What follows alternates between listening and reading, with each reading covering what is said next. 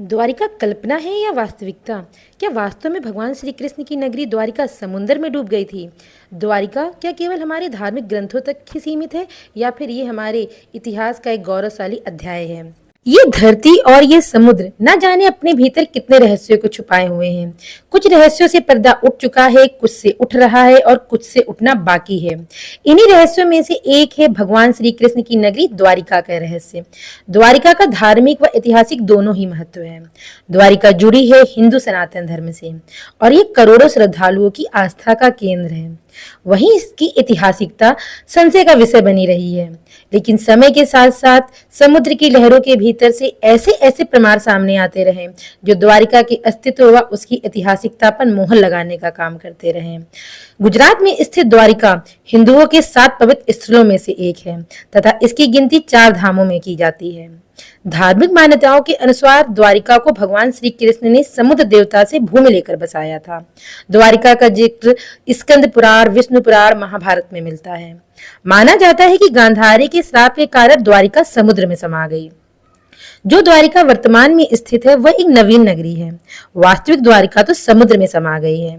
भूगर्भ वैज्ञानिकों के अनुसार वर्तमान द्वारिका 7 बार बसी। वास्तव में द्वारका एक समुद्र तटीय क्षेत्र है। यहाँ सुनामी का खतरा बना रहता है। इसी सुनामी के कारण यह बार बार उजड़ी और बार बार बसी। द्वारिका के समुद्री अवशेषों को सबसे पहले भारतीय वायुसेना के पायलटों ने आसमान में उड़ान भरते समय नोटिस किया। इसके बाद आर्कियोलॉजिस्ट प्रोफेसर एस.आर. राव ने द्वारिका की पहेलियों को सुलझाने का कार्य प्रारंभ किया। हालांकि उस समय एएसआई के पास फाइनेंशियल सपोर्ट की कमी थी, लेकिन फिर भी एस.आर. राव व उनकी टीम लग गई अतीत के परतों को हटाने के प्रयास में। एस.आर. राव की टीम ने सन 1979 से 80 के मध्य समुद्र की गहराई में 560 मीटर लंबी दीवार की खोज की। इसके साथ उन्हें कुछ बर्तन के भी साक्ष्य मिले जो सन 1528 ईसा पूर्व से 3000 ईसा पूर्व के माने जाते। उन्होंने कुरुक्षेत्र के क्षेत्रों का भी सर्वेक्षण किया। इसके बाद सन 2005 व 2007 के दौरान भारतीय नौसेना व एएसआई ने संयुक्त रूप से इस क्षेत्र का सर्वेक्षण प्रारंभ करा।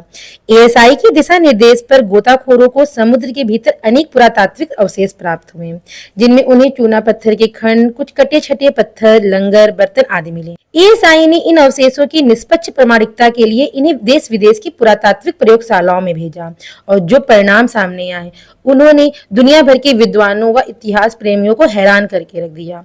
वैज्ञानिकों ने पाया कि यह अवशेष सिंधु घाटी सभ्यता से मेल नहीं खा रहे थे, बल्कि यह उससे भी पुराने थे।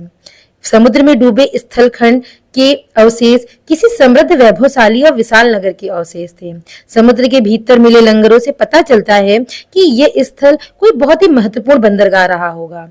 हाल ही में इस रहस्य से फिर से पर्दा उठाने के लिए एएसआई ने अपने पुरातत्वविदों के साथ मिलकर फिर से द्वारिका की गुत्थी को सुलझाने का कार्य प्रारंभ कर दिया है।